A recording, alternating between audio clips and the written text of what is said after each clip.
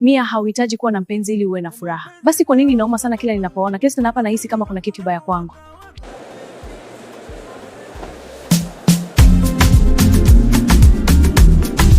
Siwezi tena kufanya hivi. Nimechoka kulia kwenye benchi hili. Sawa, wewe ni nani? Umefanya nini kwa rafiki yangu aliyekuwa mtulivu? Leo usiku mimi si Mia huzuni. Leo nataka tu kusahau. Hapo sasa. Kinywaji kimoja tu. Siku mbaya? Inaonekana sana hivyo. Ni kwa sababu nimeshawahi kuwa na uso kama huo. Niruhusu nikununue kinywaji? Kwa kawaida nasema hapana, lakini sawa.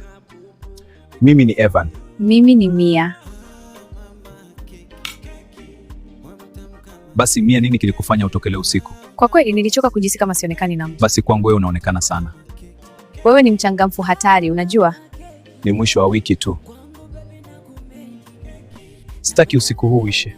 Wala mimi, lakini kwa kawaida siwaleti wageni nyumbani. Vizoba, usitaki kuwa mgeni tena. Basi ingia. Asante Karembo. Ulipata hisia kuwa hii ni zaidi ya 5,000. Nilipogundua kuwa tabasamu lako ndilo mahali ninapopenda zaidi. Hiyo ni ya kimahaba kupita kiasi. Na ni kweli. Unanifanya nijisikie salama. Sikufikiri ningeweza kujisikia. Siendi popote.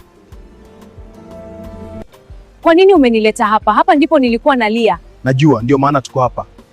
Evan, kwa nini una mao mkononi? Kwa sababu hapa ndipo umejisikia kuwa umechajaba kila siku. Je, utanioa? Una uhakika? Kabisa. Ndiyo nitakuwa. Njoo hapa. OMG, amekubali. Angalia wewe, kutoka kulia kwenye benchi hili hapa. Inaonekana maisha yanaweza kubadilika. Siku bora zaidi maishani mwangu. Yangu pia.